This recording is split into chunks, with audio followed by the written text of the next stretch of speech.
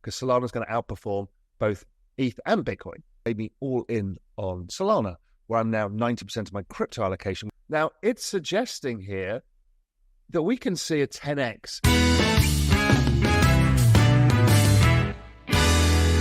I know many of you are focused on the crypto markets, and my last flash update was when we had that nuke down to about 120 in Solana, and I kind of steadied people and said, listen, I think the low is in. Now, subsequently, it bounced from there, then it came all the way back down, tried to retest that low, and failed, and then started bouncing again. And the point of this video, to say, when everyone's saying, when is the banana zone? I'm going to show you that I think it's coming, and I think Solana is going to lead it. And as I've urged with you, patience is required. These things don't come instantaneously, but when they come, they can be life-changing. Liquidity is about to surge. Liquidity is about to surge while some other very interesting things are going on. You see, Solana had some very big announcements. If you remember, there were two things that struck me about Solana that I really liked, outside of the fact that there's a lot of developers building on it. It's a great network. They've got the right narrative. They're focused on kind of retail mass adoption.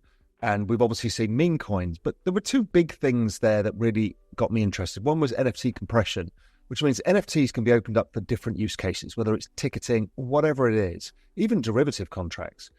Then it was Fired Answer that got me really across the line, made me all in on Solana, where I'm now 90% of my crypto allocation, which is 100% of my liquid net worth, is in Solana, which may be foolish to some of you, but I think that market concentration is the right way of doing things when you've got everything correlated because of the everything code. So Solana was my chosen bet because it started breaking out versus Bitcoin and versus Ethereum back in about October last year. That made me pull the final trigger to say, yes, this is going to be the chosen one of this cycle of the larger tokens. But then this week, we had more news. One, ZK compression. ZK compression, zero knowledge compression, is what it's doing is allowing the Solana chain to scale massively. Okay, that's really important. And when that goes hand in hand with Fired Answer, which was the other big one, Fired Answer allows a TPS that's unparalleled, up to 1 million TPS. Once you put 1 million TPS with compressed NFTs and then a whole compressed chain, what you've got is the most scalable, fastest blockchain in the world. And that, to me, is important for mass adoption. The next phase of that was Blink, and it can appear on any Web2 site where you can create transactions in Solana. There's something massively empowering because it means any website can do that now. Let's look at the charts, because the charts tell the story to say, listen, this is probably the last chance you're going to get to buy these big layer ones before we hit the banana zone. So this is now the start of the banana, and it should continue all into next year and through at least early next year. The Solana chart is textbook perfect wedge pattern. I put this on social media. I've talked about it. It's absolutely perfect. So that was the final retest. We've had 3 tests of the lower trend line, 3 tests of the upper trend line. That is about, for me, these patterns have the highest probability of success of all patterns. For me, that's a wedge. When it breaks the top, it accelerates. But now from the bottom part, this gets really interesting. So every time that Solana has got down to this 50 level in 30-day historic volatility, it's tended to reverse. This is exactly what happened yesterday. And the last 5 times it's done this, from this level, it did 109% in December in 2 months, 32% in 2 months in June, August 57% in 2 months, September 527% in 3 months, February 78% in 3 months. So it's a very powerful signal. So every time we've got somewhere close to the 20% volatility, Bitcoin, more mature, less volatile, has bounced massively. And again, if you look at the numbers, these bounces have led 83%, 85%, 200%, 100%, 85%, 71%. These are bloody good signals. Now, nothing is fallible, or nothing is infallible, but it puts probability on your side.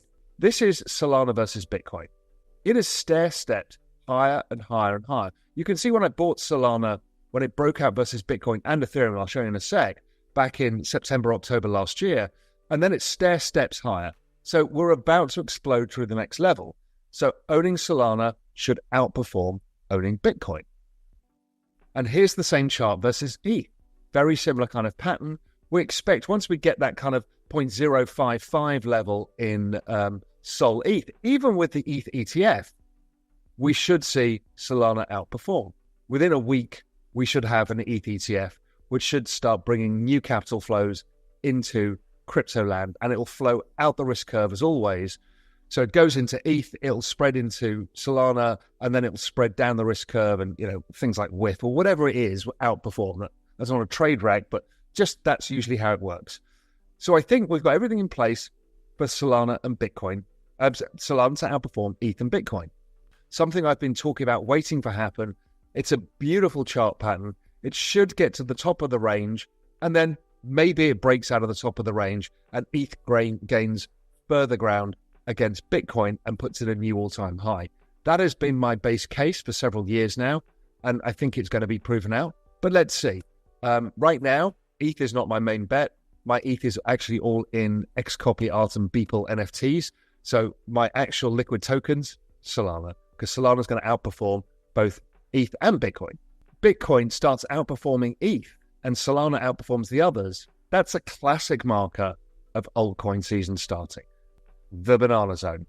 The banana zone is when all sorts of crazy stuff starts happening. Now, it's suggesting here that we can see a 10x in the entire market cap of altcoins X Ethereum. Okay, that's a lot. That's a huge move. Some of these things are going to move massively. And again, remember the thesis, don't fuck this up. You're going to lose your mind. You're going to be buying all the stupid shit your friends are telling you about. Just be careful. Keep the majority in the majors. Keep 80, 90% in the majors. Keep 10% for capturing some stuff here. Most of it, you'll fail to make money on. Trust me, I've been there before. So these summer months, June, July, August, then we get that kind of chop around that ahead of the election where people don't know what it means and who's going to be taxed and whatever. So people reduce risk a bit. And then after the election, whoever wins, the market continues the banana zone. That's generally the pattern. Again, don't expect it's perfection, but generally it's up and to the right from here onwards with a consolidation correction in the middle, and expect those corrections, that volatility, expect down 35%, down 25%. They're all normal. Like on X in the last week or 2 weeks, 3 weeks, people are losing their minds because the market went sideways. Guys, patience. Have a long-term view. And that is your reward. These are the bananas. That curve on the chart, that's the reward you're going to get for holding on for your dear fucking life. Patience. Don't get over your ski tips. Don't use leverage. Don't FOMO into dumb shit. Keep the right assets in your portfolio. Don't go too far out the risk curve and just let it all play out. Patience is a virtue. I know everyone gets confused. Everyone gets nervous because, look, the reality is the banana zone is funny. It's funny because it's shaped like the banana. It's phallic. It's just amusing. Markets go bananas. We all love it. We all act like ape. I get that. But I also understand fully it's everybody's hopes and dreams. So look, I take that very responsibly, and it's scary sticking my neck out this much. But I'm trying to help as many people as possible. I honestly think this space going from 2.5 trillion in crypto to 100 trillion by, let's say, 2032 is going to be the biggest, largest wealth accumulation in history, and I want everybody to come along for the ride. Now, I think Solana outperforms. I think there's going to be other coins that outperform Solana, particularly big layer ones. Now, a small meme coin doesn't really count, but I do think WIF has a decent chance of outperforming Solana. Now, I won't put my main money in WIF. Why? Don't fuck this up rules. Says don't do that. But there are going to be opportunities to be had.